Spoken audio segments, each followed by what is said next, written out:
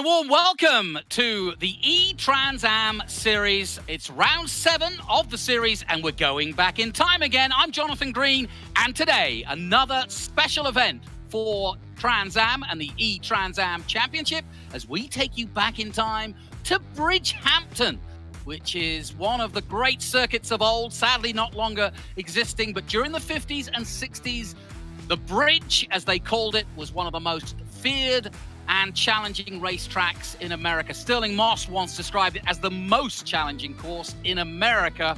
And in the heyday of Can-Am and Trans Am, all the greats raced here at Bridgehampton. And today we've got a full field of young and experienced drivers from our Trans Am series getting ready to take on this amazing circuit. And we're looking down at it now.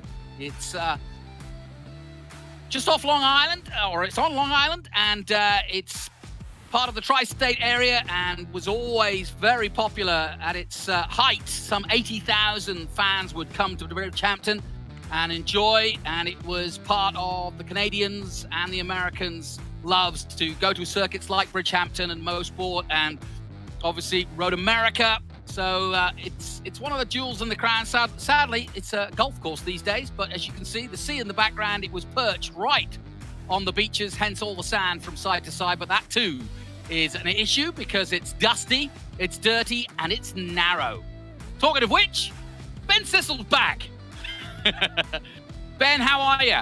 I am doing great. I'm so excited to be here at Bridgehampton. It's so cool to look at this track because we're, like we did at Riverside, it's like we're in a time machine. But what's beautiful about this is you'll notice, unlike any track that we race in modern days, it's totally unsafe.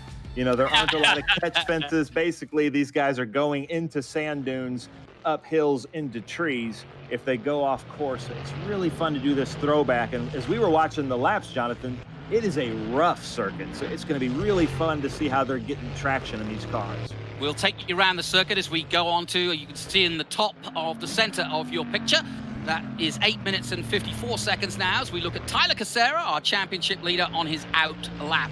He is in the number 4. He is our championship leader with 4 wins. He has got the bit between his teeth. I watched the practice race that we had on Thursday, and he, in fact, won both those races. So definitely Tyler Kicera sporting an all-new, completely shaved head for extra speed, I may add. And he and Josh Hurley have dominated. What a great championship. You could never know when you start an E-Trans Am Championship. You could never know who would be good, who would be bad, who would be indifferent.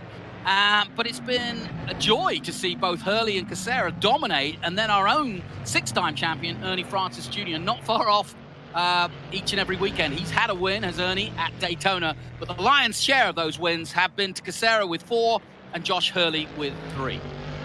Yeah, and Jonathan, I don't know about you, but I have learned so much in these, 7 or 8 weeks that we've been doing this together. And I never would have thought, and this just goes to my ignorance, how seriously our drivers would take this. And now they are approaching this in our drivers' meetings like they would any race weekend. And like we're hearing every week, seems like each week somebody's upgrading their system or trying something new. And everybody, it seems like in our E-Series paddock, is taking this just as seriously or maybe even more serious than they are their real race cars. Well, we take a look at championship contender Josh Hurley from Livermore in California. And he's had a rough time of it. He's upgraded his pedals to Heusenfeld.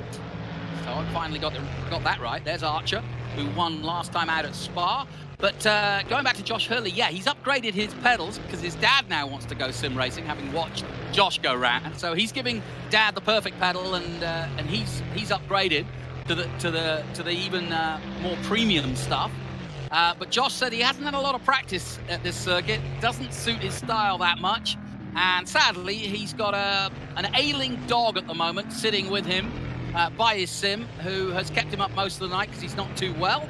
Yeah, just, you know, it's not been an easy time for Josh Hurley. So we wish him well, and we wish his 4-legged friend well. I did notice, just straight out of the box, when we were in the drivers' meeting, I don't know if you noticed this, Ben, but a la sort of shake and bake, as in Talladega Nights, Josh has got a tiger in his house. So I don't know if this is his fear or he's using the Tiger to get over his fear, but it seems to be working for him. Yeah, like he's got a cougar in his sim. Is that what you're saying? Yeah. Nice. Yeah, I didn't notice that. I like. Oh, yeah. Well, it's funny because he sits in a chair when he does the driver's briefing, and this cat literally just walks across the top of the chair. Well, no surprise. First and second is Hurley and Kicera, and they're running super close to each other, just like they have week after week. Big news for this weekend. I am delighted to announce that we have a bona fide IndyCar driver with us. Not just a bona fide IndyCar driver, one of the most popular men in IndyCar, Connor Daly, is joining us in Trans Am. And it's funny because I had a conversation with Connor in real life, not on the virtual world, and said, hey man, why don't you come? Because he's always, he's been one of those guys. He's got a great drive this year with both Carlin and Ed Carpenter, and he's driving really well. But he's been in and out of cars. He's never had the full season. He's been racing Indy since 2013 and had a very successful run before that in GP3 and so on. But delighted to have him here. And I said, hey, you should come out and try Trans Am. He said, I'd love to. So this could be a precursor to seeing Connor in a bit of muscle car. The all-green Irish colours. His father, of course, Derek, Formula One star. I didn't know this, but his mom was a world champion jet skier as well. So he comes from a very competitive family. So we'll be looking out for Connor Daly. I know those fans of Twitch, if you want to hear something fun, go to Connor Daly's Twitch, because he's a bit like Lando Norris. He's always got something to say. He's always smack talking. This man doesn't do any smack talking. Edward Savagian. Oh, that's Scott Borchetta. Wow, we've got some stories about Scott Borchetta. Scott has had to get his second computer of the Trans Am Championship. Now, this is a neighbor of yours, Ben. What's going on down at Shea Borchetta? Well, we've been watching, and I think of all of our drivers in this Esports Championship, I think he's putting in the most laps, the most practice laps. So he may be just running through computers like you would run through engines if you did that much practice laps. Like, I think it was for Spa or one of them, he did over 500 laps. No, not Spa, because that was too many laps. But for one of the tracks, he did over 500 laps. It was incredible.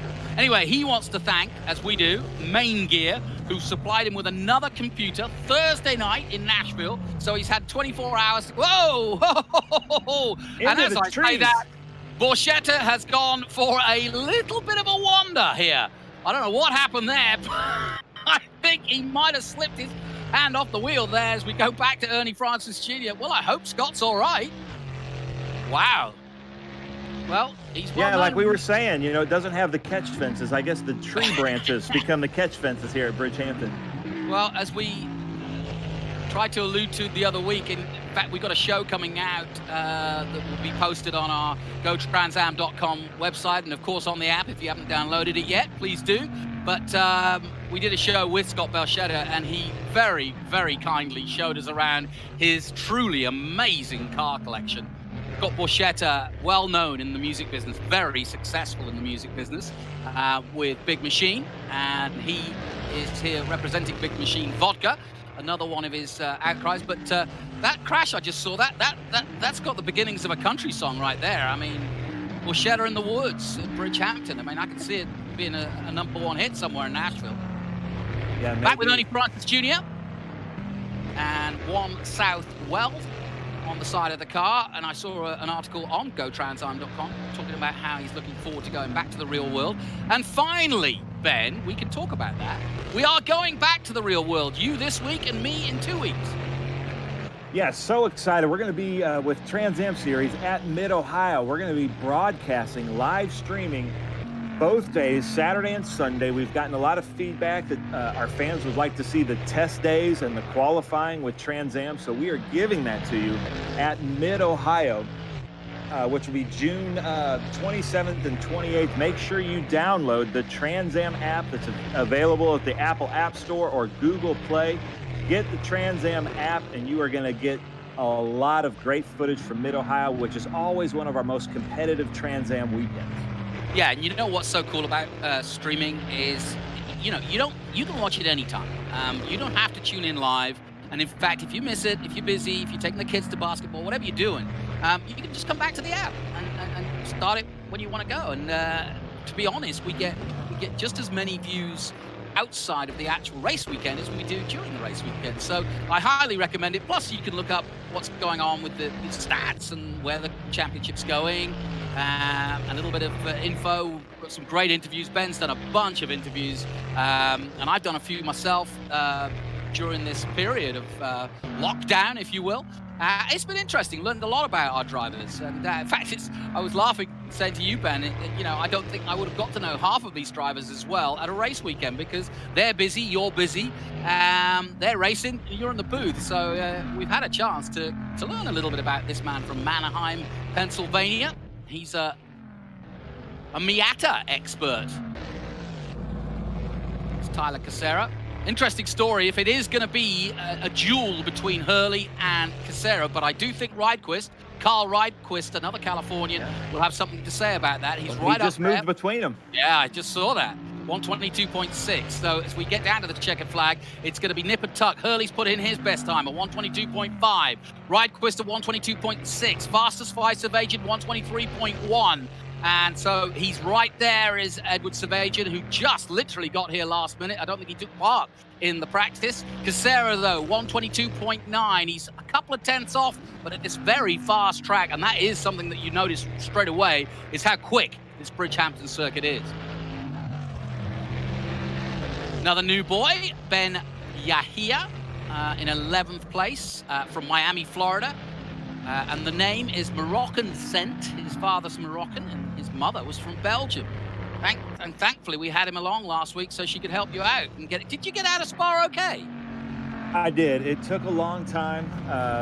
Lots of different talks with different ambassadors and everything, but I am back in the United States and happy to be here at Bridgehampton. Well, good. I'm glad that's the case. Ben Sissel getting into trouble with the locals at Spa, but you got to be careful when you're in the forests of Ardennes. Yeah. They rule the roost. So that's qualifying, and it was a good qualifying session too. But interestingly enough, the man who says his back's against the wall is putting those new Hewson Bell pedals to good use, because the fastest man around the famous Bridgehampton circuit is Josh Hurley. And interestingly enough, Carl Rydquist has stepped between our two arch rivals and has gone second quickest by 0.154. Kicera, where he needs to be on the second row at 22.9, nothing wrong with that. Savajian, a winner already. So we've got guys that have been right at the sharp end all years. Nick Racino, yet to have a win, but he's right there in 5th place. Could it be here? Archer's had a win. Young Archer got a win last time out at Spa. He's 6th on the grid. JP Southern, another 18-year-old, is in 7th position. 20-year-old Devlin DiFrancesco is 8th. Connor Daly steps in.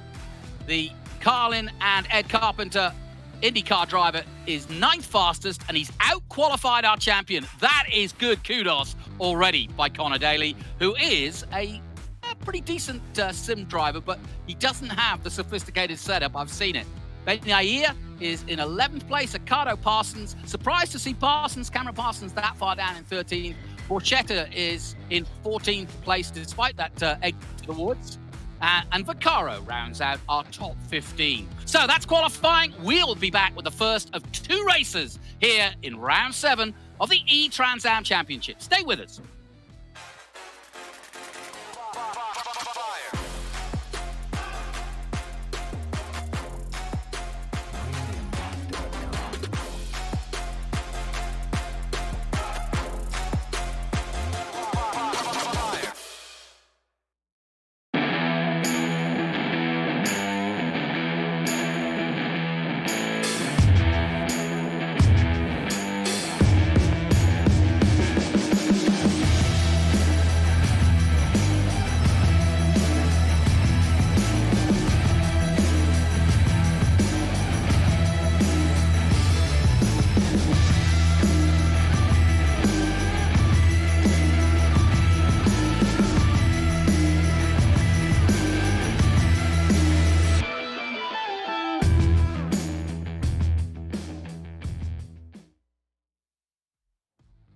Welcome back to Bridgehampton Circuit, one of our yesteryear circuits. Bridgehampton Race Circuit was one of the most popular circuits, certainly one of the most challenging back in the 50s and 60s.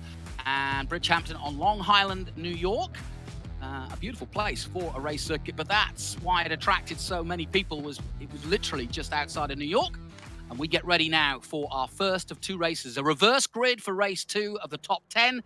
But we start with a very interesting grid, seeing Carl Rydquist getting his first front row start alongside second in the championship, Josh Hurley. On come the lights. The first time here at Bridgehampton in many years.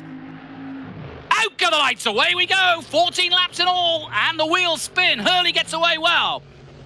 Kicera got a good start, but can he get past Rydquist? He wants to get past as quickly as he can, because already Hurley has pulling away down that first corner, which is flat out in 5th gear on a regular lap. But this, the opening lap, will sort out the men from the boys, so to speak.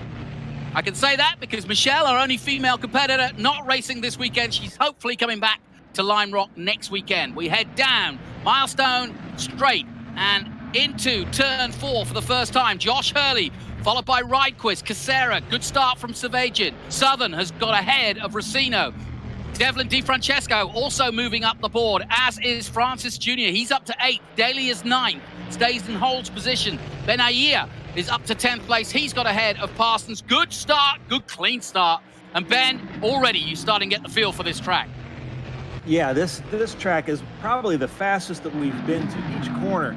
And notice that the undulation and the just changing of the altitude, but also the pavement just seems really rough. The other thing I love about this track is I don't think any of our drivers, this will be the first track that I don't think any of our drivers have been to in real life. So it kind of evens the playing field. If we watch, Carl Rydquist is really on a tear right now in 2nd place. Well, you'll see the speed now. I hope we go on board, because this is such a flat out. They come under the Pirelli Bridge here and along the start finish to go under the 2nd bridge, the Bridgehampton Bridge, which I believe still survives actually, but it's a golf course now. But under this bridge, watch this, as they come onto the main straight, the first corner is flat out at over 160 miles an hour. Watch this. So you're diving downhill and it's off camber going in. There's plenty of dust and dirt going round, as we see Cameron Parsons, who didn't have the best of qualifyings, I may add. But Cameron pushing away. I've told him he's got to do the national anthem at Lime Rock as we go on board with him, the number 88, Cameron Parsons, who's really enjoyed this E-Championship. It's got a chance. He races on the West Coast, so he's looking forward to getting back into action himself. And he's got Nick Racino, who's a good buddy of his. In fact, I think they train together. So that's pretty interesting, is that him and Racino are racing against each other on track as well, as they are. Look at them all line astern, these two. I don't think Racino's trying to get past. Racino looking for a way past his buddy, Cameron Parsons. So a good start for this race, but it's still Hurley. And the gap between Hurley and Rydquist has not changed. It's still 0.6 of a second. So Carl Rydquist doing a good job of keeping our championship contender Hurley honest.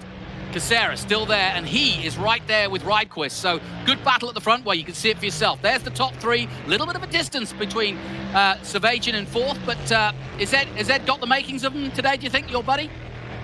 You know, I don't know. We didn't see him in practice, but he likes new tracks, so I think he's going to do pretty well. I think he's pretty comfortable right now seeing what happens ahead of him in the top 3. But I can't figure out what happened to Dylan Archer. Dylan Archer fell back to 13th. He's now in 12th. But he started near the front. He must have gotten hit or punted or something, because he fell back to 13th pretty quickly. Well, I'm getting some info, some intel. I've got my intel spies out this weekend. Look at this racing, fantastic stuff.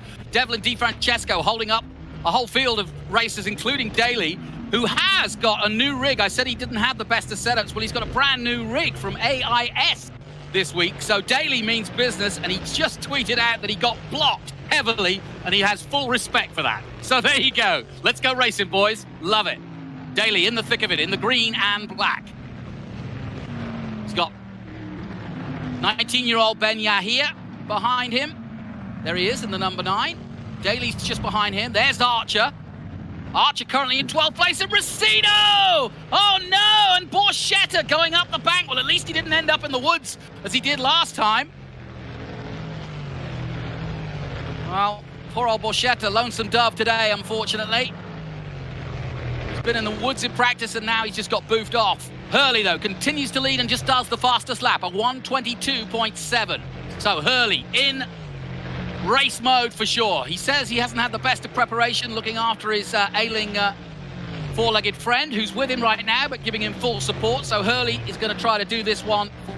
Hog, who's watching on and is a faithful watcher on the sim. And you've got an assistant in your sim, don't you, Ben?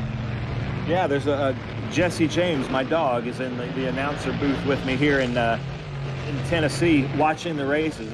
He's a big Edward Savagian fan as well, so he's rooting for Edward. Yeah, he says what he likes about this circuit is it's rough. Or at least that's what he said. That's all I could work out what he was saying. That's a good dog joke. I like that. Thanks. Back with Archer. We'll ignore that. Back down the hill, and you mentioned the undulations. You know, 130 feet of undulation and different elevation changes in this track. So we head down towards the hairpin. Good racing. Archer on Daly. Archer up the inside. Dylan Archer, get in there, son. And the young 18-year-old, the future Trans Am star, has just shown a top IndyCar driver the way to go in Trans Am. Nice work, number 32. Former winner Archer won last time out for the first time, and you've mentioned his pedigree. Is Dad watching him still? Yeah, I talked to his dad a couple weeks ago, and I'm going to be in the room next weekend announcing the Lime Rock race with you, but in the room with Dylan because we're going to be racing at Road America. And Bobby says that he likes to sit on Dylan's bed watching over his screen and telling him what to do. And possibly Bobby raced at Bridgehampton or came to Bridgehampton. But to have your coach, Bobby Archer, is pretty good. And we're excited because the wheels are moving, and we think that Dylan Archer may be in a TA2 car in 2020. Well, that would be really exciting news. And, of course, the Archer name synonymous with Trans Am. A couple of generations of Archers have raced. Look at Tyler Kicera. Kicera still in third place. There is nothing between the top three. This is probably the closest start we've had to any of the races. And Spa was brilliant watching them dice out for position. I missed you there, man. I could have done with you in the booth then because it was nip and tuck. But this one looks as though it's going to be the same. Hurley trying to put down some quick laps and trying to see if he can gap himself. We're getting towards the halfway point of this first race. And I'm looking at Daly in 10th position. Remember, if Daly can stay 10th or thereabouts, he's going to start the second race in pole position, which would be quite an accolade. And now with that new rig, Connor Daly could be a factor in this one. Yeah, we just got word from Connor Daly. I hope it's his people that he just put it out that he needs a spotter in this race. I thought that was pretty funny. Yeah, he's got none of the luxuries of IndyCar at the moment, that's for sure. So what's the strategy here, Jonathan? If you're Kicera sitting back there in third place, are you trying to get by, or are you just happy with staying in third place and hoping that something happens ahead of you? It's a double-edged sword because Kicera has got a 6-point lead, but if you had a 6-point lead and there's 75 points up for grabs of a weekend, you're not going to sit back and say, okay, I'll take third place. I think Kicera's just got to go for it. First and foremost, he's got to get past Rydquist. That takes less points away from him because obviously the further down Kicera finishes, the more ahead Josh Hurley's going to be if he can't get past Josh Hurley. I mean, ultimately, Kicera needs to win the race, and he won the first 2 practice races, as I mentioned. So he's no slouch around here. He's got plenty of laps. He looked very quick. I spent a lot of time on board with him during the practice race, and he looked very comfortable indeed, but he has done all season. So to answer your question, as we go back to Parsons, as he fights with Daly, I think Kicera's got to get past Rydquist, and he's got to do it soon. We're at the halfway point of the race, 7 of the 14 gone, and there's battles throughout. This is Daly versus Parsons. Daly in the green, just ahead of Cameron Parsons, who probably getting quite a thrill racing against an actual bona fide IndyCar driver. His father, of course, Derek Daly, a famous Formula One driver. I remember watching Derek in the early days of growing up. Great driver. And a good man, too. So, Bridgehampton, flat out, 160 miles an hour through turn 1 and turn 2. Then down towards, bouncing over the curves there. Daly getting into trouble as they dive into turn 3. Millstone corner. 4th gear, and then down the Millstone straight towards turn 4. Fantastic circuit. I'm really loving this. I say we bring all the old circuits back. I think it's great. Yeah, I do too. It's really fun to watch, and it's really neat to see all the drivers' preparation because they don't have the data or they don't have the laps here to go into. So they just have to go into this really raw and just some of them I heard had watched some historical footage to try to get something, but that doesn't do much with these modern cars and the speeds that they're going. Oh, here comes Archer. He's having a go. Go on, Archer. On Ben Yahia, the 19-year-old, and Archer doing a really good job of driving safely, fast, and doing good overtakes and clean overtakes. And that, you know, he's only 18, and he's just got past another teenager at 19 in Ben Yahia from Miami, Florida. I wonder if he could be a future player. Maybe, but I tell you what, Archer's coming up on Di Francesco, and there is a little bit of a rivalry starting between Archer and the Di Francesco brothers. So we're going to see if he's able to cleanly make a pass or if they're going to go at it here at Bridgehampton. Yeah, we've got a real combination of our regulars in Trans Am, and we've got a few ringers that have come in because they love sim racing, and the Di Francesco brothers are a couple of those ringers. Devlin, I know quite well. He is currently in an FIA Formula 3, although he hasn't turned a wheel yet, but he'll be going to Austria and will be part of the F3 grid as the, I think, lone Canadian. There's an American, Logan Sargent, also racing in FIA F3. We've had Juan Manuel Correa, the American from Miami in Formula 2. He raced here in Trans Am. He may come back for the last race, but Devlin, good to have him on board, and his brother Lachlan, who's a little bit younger actually. Lachlan, kart racer at 17, but a big sim racer, so we've had both of them involved. But I think Lachlan's got a lot of weight, and I think has decided that it was too much weight for him to be competitive. But back to Kicera, he's starting to make a move now as we look back from Carl Rydquist. And it's interesting. I was wondering, watching this lap, is Kicera faster than Rydquist but just can't get around him, and is that what's given the gap to Hurley, or are these two guys just struggling to keep up and Hurley's just got this track on lock? I don't know yet.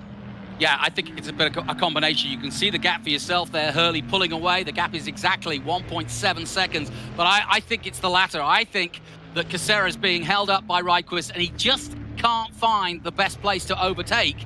And it's hard to work out. I think into the hairpin where we saw Archer make that move on Daly. That's the place that I think would be the most obvious, and he's coming up to it fairly soon. Two left-handers and then down towards that position, but I don't think he's close enough. He's not far away. So here's where I'm talking about, and he's exactly thinking what I was thinking. Here into the hairpin would be the best base, but you can see Rydquist has got it covered off. Now, the next opportunity for Kicera is down this east straight, it's called. Now, this is the long straight down towards the last complex, which is known as Arnett's Corner, which is the last corner, and potentially getting stuck behind as they go on to the main straight. That would be my advice for Kicera, would be to try to tuck himself in, go down the main straight, and then make a move perhaps into turn 3. That's the next obvious overtake, but that's a very fast corner too, as we go back with Borchetta, who's managed to regain some positions, having gone off. He's down in 16th position at the moment.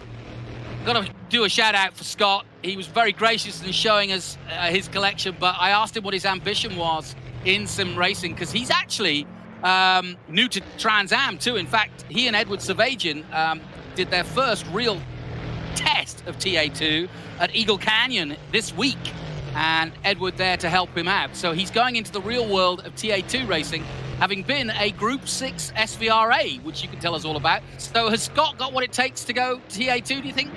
Yeah, I do.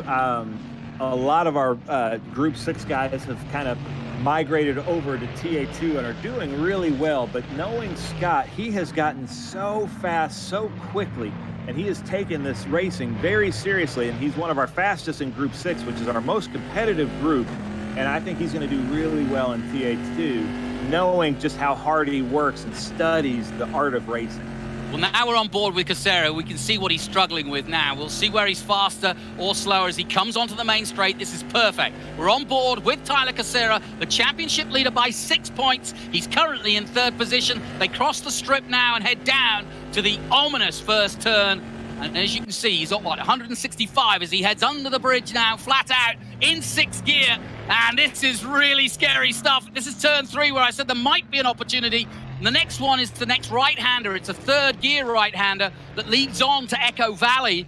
And Kicera will look for maybe a way past here, but again, he's not quite close enough. So into Echo Valley they go through, staying in 3rd gear, up to 4th gear for a moment. Up next, it's all uphill into the left-hander, but again, Kicera not near enough. As they head back up the hill through 6 and 7, we look back from Ridequist. He's doing a really good job of hanging on to this, looking in his mirrors and driving as hard as he dare. Now through 8 and 9, and the next opportunity for Kicera will be at the hairpin, but again, you can see for yourself, he's just not close enough. Here comes the hairpin.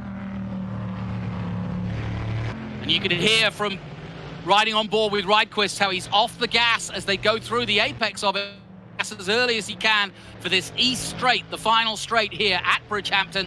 But as time runs out, the clock ticking down as Josh Hurley doing a really good job of putting in the laps, and a mistake by Ridequist there on the exit of the final turn will surely give Kicera a chance down the main straight. This is his best opportunity to race, and he's going to take it. They're side by side as they come down towards the first turn. This is going to be scary, and he's done it. Oh, great stuff. Tyler Kicera just whipped back in because he knew that he wouldn't be able to go through that 160-mile-an-hour turn side by side, so he whipped across on Ridequist. That was classic Trans Am racing. That was, and you know, I've been really impressed with Carl Ridequist throughout this Esports Championship because he's always up there up front, but he always seems to make good decisions. He knew he made the mistake getting onto the main straight, and he didn't make a mistake putting both of them out as Kicera came across him. And now we're going to see if Kicera can catch up to Hurley, but I don't know. He's up there quite a bit. Yeah, the gap is 2 seconds with 2 laps to go, and so it's going to be a mountain to climb here at Bridgehampton. All the greats from Sterling Moss, Bruce McLaren, the Bruce and Denny show came here back in the 70s. Can-Am, very famous here, as was Trans Am. So all the greats, Dan Gurney, you name it, all raced here. And now Bridgehampton, revived by the E-Trans Am by Pirelli Series, and we're delighted to be here, that's for sure. So a little further back, there's Arcado in the number 5. Good to have him on board. He's been a regular. He's down in 14th position, battling with Borchetta, as you can see, just ahead. Borchetta now up to 13th position, so Scott's done a good job of recovering, having been knocked out. It wasn't his fault, I may add. Scott Borchetta wanted me to give a shout out to Main Gear, who supplied him with another computer. We mentioned it in qualifying. Scott Borchetta has done more laps than anybody else, and I think he's used more computers than anybody else. I was just watching the virtual Le Mans, and when the big boys like Simon Pagenaud, an Indy 500 winner, broke his steering wheel in the middle of the 24-hour race and had a spare rig sitting in his bedroom. Now that's preparation. I don't think Scott had that much preparation, so he had to make the phone call and get Main Gear in. Now he's under pressure. Oh, this is Ernie Francis Jr. and Devlin DiFrancesco. This is a good battle. And that's a battle for 6th and 7th. And Ernie's got his hands full now of the youngster, the 20-year-old from Canada. Is all over the man from Florida, the 6-time champion. So this is a real good battle. And try as he might, Devlin can't get past Ernie. No, but we've got some drama up front because it looks like it was Ridequist holding back Kicera just a little bit, because Kicera in 2nd place did get fastest lap. So a couple of more laps, I think he would have gotten them. But now that we're closing in on the end of this race, I think it's going to be really tough for Kicera to get Hurley. Well, officially the time is down to 1.8 seconds, but Hurley has just gone, wow, that's great. Great reaction by Hurley. A 23, his fastest lap, and a 23.3 from Kicera. So they're both putting in their fastest laps in the closing stages here. This is the final lap here from Bridgehampton, round 7 of the Trans Am by Pirelli Esports Championship. Ben Sissel and Jonathan Green bringing you the action as Ernie Francis Jr., our 6-time 22-year-old champion, is holding off the 20-year-old from Canada, Devlin DiFrancesco. This is the battle for 6th place. Remember, Ernie Francis Jr., 3rd in the championship, but some 38 points off Josh Hurley at the moment, and Kicera leading the way. Now, this should level up the points, if not give Hurley the overall lead. But Kicera has achieved one thing that I said he had to do, and that was get second and get past Rydquist. It was an absolutely audacious move into turn one. Didn't think it was possible, but he made it stick, all because Rydquist made one mistake out of the last corner, and that's all it took. Josh Hurley will be looking in his mirrors, but he's comfortable, and he has been all race. He was fastest in practice, despite not having the practice time and despite getting used to new equipment. But Hurley doing what he's done all season long, and he comes towards the checkered flag, and Josh Hurley is going to win his 4th E Championship race and retake the championship lead. What a way to do it. What a way to bring Bridgehampton back. And Josh Hurley, as we look at Southern, coming to complete in 5th place behind Edward Savajian. And there is JP Southern crossing the line in 5th. Ernie Francis does hold off Di Francesco to take 6th place. Di Francesco is 7th. Benny Yahia is in 8th position. Then Archer, winner at Spa, is 9th. Racino drops to 10th. Parsons 11th. Daly in the end, there he is. Oh, somebody getting in trouble. That's Kicera doing a bit of a celebration. No donuts here, Ben, but plenty of sand to make some castles with. Oh, that's Josh Hurley celebrating, excuse me. Well, he told us he was complaining. Remember, he complained in driver's meeting that whenever he's won a race, donuts and we don't show it. So now the director is showing us donuts. Fair enough. He's going to burn out that motor, though. The virtual mechanics are going to be virtually unstoppably mad. Let him Jonathan, celebrate. that was a really fun race to watch. It's so cool to be here at Bridgehampton in what we're calling a throwback track, but this definitely is a throwback track. It looks like nothing that we race because of the modern safety features and tracks these days. And it was fun. And again, it seems like our top guys always show up week after week. Yeah, no question about it. The guys that have been at the front, at the sharp end of this E-Trans Am Championship are there week on week. That ends our first race. And remember, if you're new to this, we have a second race coming up in just a couple of minutes, so don't go away. And it'll be a reverse top 10. And I'm just reminding myself of where the top 10 were, but we'll get confirmation of that in a moment. But I think Daly won't be far off the sharp end. But yeah, that's been it was one of the most thrilling races. And that overtake into this corner coming down the hill was pretty darned impressive. Here we go then, confirmation of race one's results. Hurley with the win. Kicera second, Rydquist, Savajian, Southern, Francis Jr., Di Francesco, then Yahia in 8th, Archer and Racino. So Racino will start pole alongside Archer. Daly is in 12th position, so he will start there. And it's going to be interesting. So what do you think now you know the grid lineup for race 2, Ben? Real quick. Oh, I'm going to say, expect Dylan Archer to be up there at front as well as Racino. But you know who I've been really impressed with that we don't talk about much is JP Southern. I can't wait to see him in a TA2 car this year with Stevens Miller, but he's doing great in this esports. Good call for a podium in the next race. We'll take a short break. We'll be right back from Bridgehampton after this.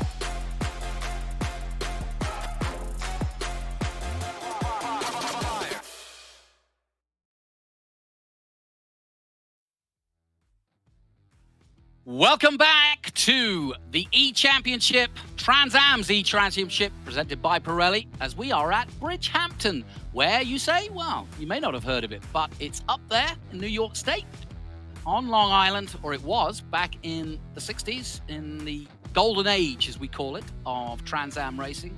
And certainly in the Can-Am and Trans Am days of the late 60s and early 70s, this is where the action was. Some 80,000 people would crowd in to this spit of a racetrack. And I say that because it really is on the sand dunes, as you can see.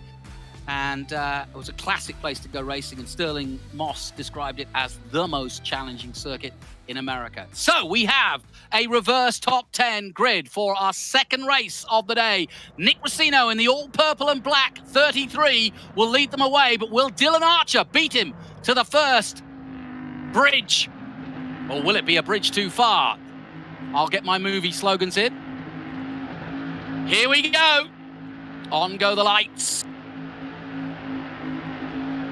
Revs go up, out go the lights, and away goes Racino. And Nick Racino dives off the line, but Archer, I think, got away better. Archer has got away better than Racino, and he's alongside already, and I think he's just nudging ahead, but this is where it gets tricky, because Archer's got to slot back in, and he has done. Nice work by the young teenager.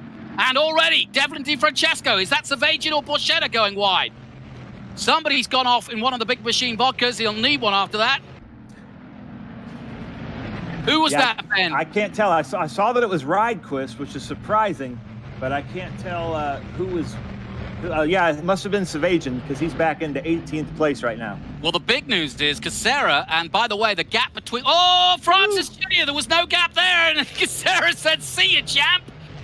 Oh, Ernie Francis Jr. getting no respect there from Tyler Kicera, but Kicera's got a championship to win, and he's ahead of Hurley, who's got his own problems right now. Hurley fighting with Ben Yair, who has been very aggressive of late, and the young 19-year-old does not want to get in the way of Josh Hurley, and Hurley knows all too well he does not want to get mixed up in a midfield battle, but he can now see Kicera clearly because he's got ahead, and he's got Kicera in his sights just ahead. There's Ridequist coming through on Ben Ayer. So Ridequist is through. He's making his way through the field. Connor Daly just behind them. Down the main straight, there's DiFrancesco. He's got ahead. That was a good start from DiFrancesco. He's up to second place, and here comes Ridequist. Ridequist got away, and now he's under pressure again. Ben Yair trying to go side by side with him, goes to the outside, goes to the inside. Great racing. Ridequist holds him off. Meanwhile, Hurley up to sixth place with Kicera in fifth. Southern, the man you said could get a podium, he's in position to do so. He's fourth at the moment. JP Southern, good call, Ben. There he is.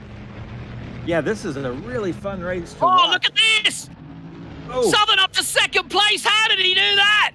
Or is he? Devlin DiFrancesco sends him wide, and back goes Southern, having made 3 places up. And look at this battle. Down towards the hairpin they come, and we go on board with Hurley Burley, because it is just that. He gets past Racino on the left-hander. He's now got Kicera in his sights, but Devlin DiFrancesco is the joker, so to speak. He's a little leery, is old DiFrancesco. And he is not involved in the championship chase. And in the driver's briefing, they were told summarily not to get in the way of the championship fight. But that hasn't been the case in race 1. We heard race control getting rather irate, young Ed. And I hate to add some drama here, but I've got to say, Josh Hurley now has a 2-point lead over Kicera, who's just in front of him. And I think both of them don't want to have DiFrancesco to have to pass. Just historically, he's done some things to make some people angry on the track. So it's heating up right here as our points leaders in this championship series come up to the person that they probably most likely not want to pass. Well, if you remember last time out at Spa, sadly, Josh Hurley was hit from behind and was taken out of one of the Spa races, which is what lost him the championship lead, and he'll be all too aware of that. Kicera, though, lining himself up. They're both tiptoeing almost gingerly up towards the Kimoa-sponsored DiFrancesco, just a 20-year-old F3 single-seater expert, and has been racing in Europe for a lot of his career. Hasn't gone the Indy route, but he may still do that, and he's trying to get into Formula One and follow in the footsteps of Jacques Villeneuve and Gilles Villeneuve before that, and of course... But look at the gap that's given Dylan Archer up front now. Yeah, as our 2 leaders try to pass DiFrancesco, Dylan Archer's just running away with over a 3-second lead right now. Well, this could be Dylan Archer's second win. He won at Spa, and there's not been too many winners. We've now had 4 wins for Kicera, 4 wins now for Hurley, 1 at Daytona for Ernie Francis Jr., 1 at Riverside for Edward Savagian, And Archer, of course, winning at Spa. Cameron Lawrence winning at Road Atlanta as well. So, still, Kicera and Hot Josh Hurley, both are championship leaders behind Devlin DiFrancesco. Who does he get out of the way there? I don't think so. Well, Tyler is getting alongside him, but I don't think no, I said that. He's not being polite. In fact, he's not getting out of the way, and now they get him out of the way. Into the woods goes Welcome to Trans Am, young man. And that was, well, to be fair, if I was race director, I'd actually give the benefit of the doubt to the guys chasing him because they were faster. Ben, your thoughts on Into the Woods, DiFrancesco? I don't know how I'm going to call that. DiFrancesco. Leave that up to the professionals. But now they're dealing with lap traffic already this early in the race. So it must be, White must have had some problems, and now they got to get past lap traffic in a really tough circuit to pass.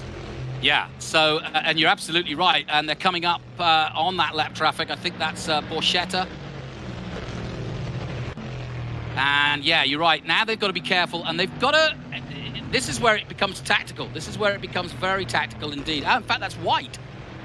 Sorry, I mistook the car, but it's Rich White in the number 1. Yeah, he's in 20th place, and as you can see, Hurley's alongside. There's Racino, there's Ryquist.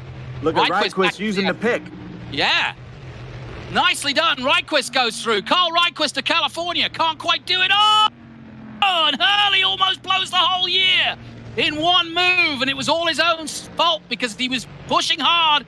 Away goes, sadly, Rich White, who couldn't handle the pressure, sadly. And under pressure from the leaders coming through and gets a little squirrely and I think takes himself out. But Kicera building now ahead and away from Josh Hurley, just what Kicera wanted in this race. A little bit of breathing space between himself and Hurley. Yeah, but Jonathan, we were talking before these races began today, and you called Dylan Archer to win one of these races. I did. And now he's 3 seconds ahead of Kicera. Do you think Kicera can pull up and make this a race? If I know Kicera, and he's an engineer at heart, I think he's going to play the odds here, and I think he's going to be sensible. He's not a hothead, is Tyler Kicera. He's been so determined and dedicated to this E-Trans Am Championship. I really do think that either Josh Hurley and Kicera obviously deserve the overall championship. Meanwhile, look at this, Daly and Francis battling it out for the top 10. Daly just ahead of Ernie Francis Jr. using rather interesting braking maneuvers, and I think Francis will get by him here. I just heard that on Twitch, Connor saying that he's still not got his head round driving a Trans Am car. Well, don't worry. Connor, when you've got a weekend off, come and join us. We'll take you out. We'll get you some help. And you could do the real thing with us. That would be a real thrill. Yeah, that would. I love when we have, we had Paul Tracy with us in the TA2 series. Bill Elliott came and raced with us a couple years ago at Mid-Ohio.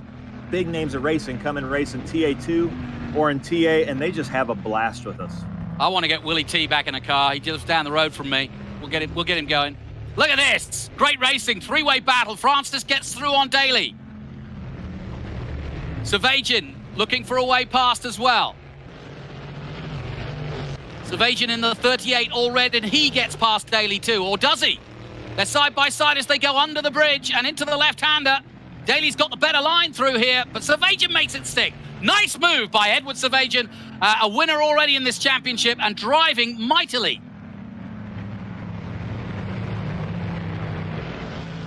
Edward Savagin, of course, the coach to Scott Borchetta. And like I said, they were testing their TA2 car just outside Dallas at Eagle Canyon last week. And really excited by that news, getting to know Scott this week and looking how determined he is to go and do the real thing. And I say the real thing, SVRA is certainly the real thing, but to do the rough and tumble of TA2, no mean feat. And delighted to welcome Scott Borchetta to the fold, and he'll be taking on the likes of Edward when we go back to the real world. Now, halfway through this race, Dylan Archer has checked out. DiFrancesco has been decommissioned. Jonathan, I just got word. I just got word from John Claggett, the president of Trans Am, who put this whole thing together with us esports, that if it finishes just like this, with Kicera in second and Hurley in third, that they will go into the last round at Lime Rock tied. for the lead in this esports. And Josh Hurley told us weeks ago in one of the race briefings, one of the drivers' meetings, that he may not be able to make the Lime Rock race because of a prior commitment, but he's going to try. And I'm guessing now if they end up like this, he's going to try really hard to make it. If I know Josh Hurley, he's going to be in the championship. A lot of our drivers are in the movie business, like Tommy Dreesy and Scott Borchetta in the music business. I tell you, there's a Hollywood script here on our E-Trans Am Championship. If that is the case, that is going to be fantastic. Now, your boy Southern, just saw him in 6th place. There he is, crossing the line now in the number 61. He's currently in 6th. He's got some work to do if he's going to make that podium, but never say never in this particular racing as they dive through turn 1 again. And now, Edward Savajian eyeing up a chance to go overtake Ernie Francis Jr. He's trying to force him into a mistake as they go through 2. Coming up to 3, down to 3rd gear here. Slight dab on the brakes and then back down the Millstone straight, excuse me. Then it's Cola Santa corner coming here, this right-hander, 4th gear, and into Echo Valley, which is slightly uphill, and dives then into the left-hander, Fox Hill Overlook, as it's known. Good place for the RVs, as you can see on the right there. And then they dive back uphill, through the woods again, driving downhill again towards the hairpin. Well, Kicera is closing the gap on the leader right now, Dylan Archer, but then Hurley is also just slowly closing the gap on Kicera. So 8 laps into a 14-lap race, this could get heated up there in the podium. Well, they've been fighting hard for the last 7 weeks, and there's been a lot of laps and a lot of work put into this. And here comes Ernie Francis Jr. on Parsons. He's got a run on Parsons. Parsons gets out the way of both of them, quite rightly. Good driving by Cameron Parsons on the last corner there. Lets them through, goes a little wide to give them plenty of room. And now Francis and Savajian can go at it as they cross the strip together. Flat out, 5th gear here. And they're not letting off much going down turn 1. As we go back to Ridequist, currently in 4th position. There he is, the gap to Hurley in 3rd. Now, this would be interesting if Ridequist can get past Hurley, which there's no reason why he wouldn't want to. A, because it's a podium, and he hasn't had many of those. In fact, has he had any? I think he did early on, but a couple of races ago, he had a lot of weight and finished, I think, 5th place with a ton of weight, so he is a really good sim driver. Yeah, Ridequist currently 9th in the championship, so he wants all the points he can get. You're absolutely right. He did finish on the podium in Barcelona. There you go. We've been all around the world. We started at Laguna Seca. Look at Ridequist. He makes a mistake there, and he's got to be careful to hold it all together. He's lost all the impetus he made there on Hurley, and that's a real shame. We saw it firsthand. The director, Jens, doing a brilliant job. Super Jens, as I call him. He's been on the money, as have all the Talk Motorsport guys throughout this season. I want a big thanks to UMG and Talk Motorsports for hosting these events for Trans Am. Never easy with 30 professional racing drivers, some of which have got a lot of sim skills and some of which don't, but Savajian using all his skills to go side by side with Ernie Francis Jr., and something's got to give it to turn 1. They are side by side. Savajian just squeezes through, or does he? Back comes Ernie Francis Jr. at 2. And it's just a slight mistake by the man from Dallas, Texas. But it's still going on. Down the milestone straight they go. Into Cola Santa corner. And look at this, Ben, side by side. And what I love about this, Jonathan, are these are mutual fans of each other. Yeah. Edward Savajian loves watching Ernie Francis in the TA class, and Ernie has loved watching Edward in the vintage group of Group 6 at the front with his Corvette, and now they're racing against each other in this esports, giving each other the room and the respect, but not giving each other an inch. Well, this is incredible. Oh, no! And just as I say that, a slight touch from Ernie Francis Jr., and I have to say that was not intentional. I do not think that Ernie for any one moment thought that he could do something special there. I think what happened was that Ed may have braked late earlier than Francis Jr. was expecting, but either way, both of them go off in what was a tantalizing run towards the line, and sadly it's come to blows, but I say racing incident there. I'm not the race director, though. Meanwhile, Tyler Kicera marching on towards, well, in fact, I say marching on. Look, he's taken the gap down to 0.9. I said he was going to settle for second place. What do I know? Tyler Kicera from Manheim, Pennsylvania, on it. Very much so. The former Miata man making a name for himself in Trans Am. And he's still got a chance to beat Archer here with 11 of the 14 laps gone. He's right there. There's Hurley in third place. He's 2 seconds off it. And I don't think he's going to try anything too heroic. But you never know. Tyler Kicera can possibly see the opportunity to get some points up on Hurley. And Archer, already a winner last time out. Still a long way back is Archer. Dylan Archer, just the 17-year-old, but we're expecting him to go racing next year, did you say? Yeah, I think so. But, you know, there's something about Tyler Kicera always seems to make the smart move. But the gambler in him has to think if he could pass Archer and put Archer between he and Hurley, that's just more points lead going into the final round of this championship. Well, Dylan Archer is fighting Carl Reitquist for a top 10. Cameron Lawrence not racing this weekend. He's in 8th position. Nick Racino having problems in that previous race. So there's a really good opportunity here for Dylan Archer to win this race and go back-to-back and move up the board. But as you can see, Kicera closing in bit by bit. And now there is absolutely nothing between them as we look back down the www.archerbrothers.com wing of Dylan Archer. He's in trouble. He is in trouble by Kicera, and I just got word from DeFrancesco that he is really hoping that the stewards look into that incident where he was punted into the woods. And right now, DeFrancesco is saying that Kicera is to blame. So this thing is just heating up with drama, Jonathan. Well, clearly his phone's still working because he's out there in the woods texting race control. I love it. Archer on his way. But can he hold off Kicera? Big party planned in New York City tonight at one of the nightclubs. Of course, I'm not old enough to get in, and it's your regular place, I think, Ben. Yeah, it's called McDonald's. It's really well known. The Scottish restaurant. Know it well. Yeah, oh yeah, it's very famous. We will be holding court. Kicera trying everything for the Carbotech sponsored number 4 as they come onto the main straight again. Kicera winding himself up for a go at Archer.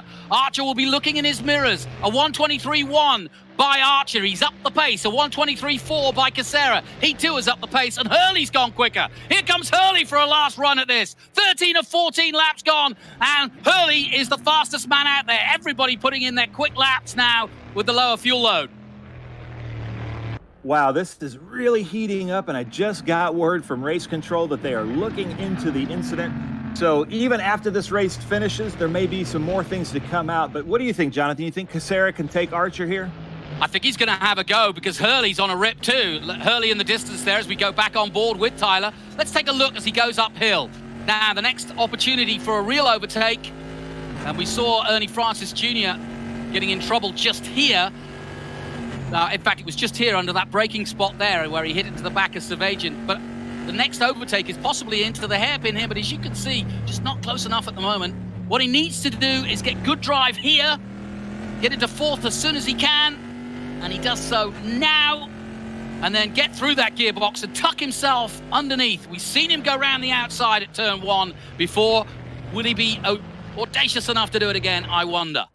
Hurley is coming, though. Time is running out. Onto the main straight they come to start the final lap. Nothing between the leaders. Great stuff. Just like Spa, here we go again. Archer versus Kicera, the teenager against the more experienced 30-year-old. And look how close they are, flat out.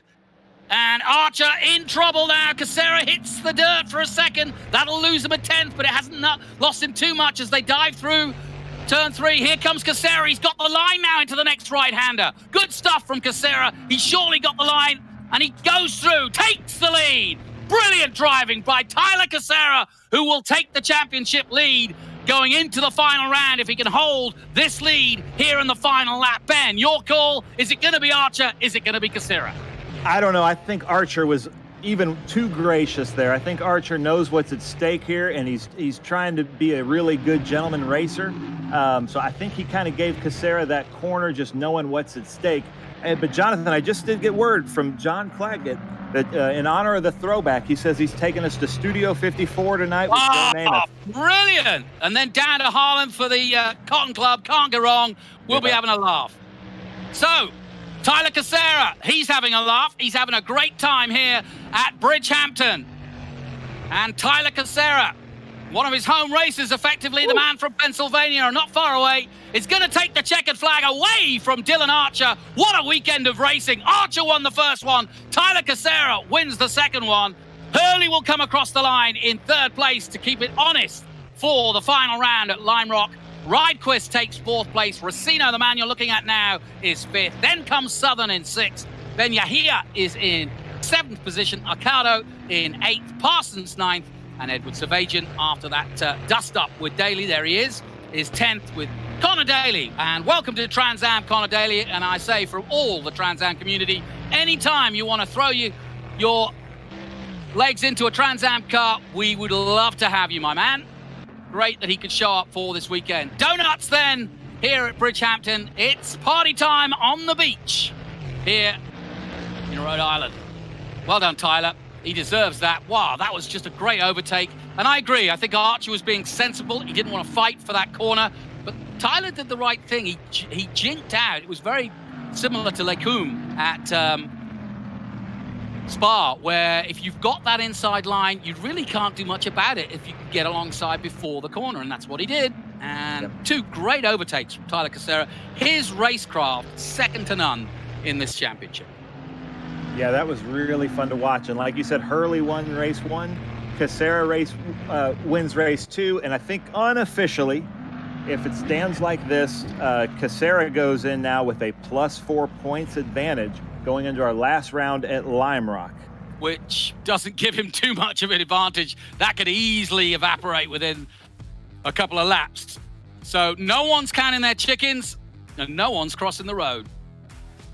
Great race, great weekend. Congratulations to Dylan Archer and to Tyler Kicera. They're our winners today, and that means Tyler Kicera extends his lead, but not by much, as you quite rightly point out. Kicera then with the win, ahead of Archer in second place, Josh Hurley in third, then Ridequist, Racino, Southern, Ben Yahia in seventh position, Arcado, eighth, Parsons and Savagian, and then Connor Daly in 11th place, and he does beat Ernie Francis Jr. That's good bragging rights, my man. I hope you're on Twitch right now telling everybody you beat the six-time champion and fought for it. Well done.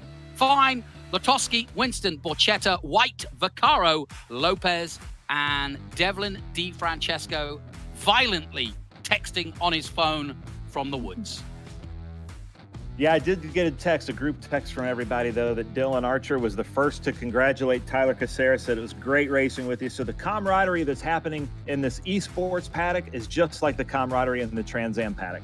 Well, thanks for everybody tuning in around the world. Me and Ben are off to New York City to party hard. But before we do that, I think we'll have a trip down to the stewards for a quick lime soda and a listen in on what is going on, because it's far from over. One more round to go in our E-Trans Am Championship. That will be at Lime Rock next weekend. Same time, same bat channel. From me, Jonathan Green. See you then.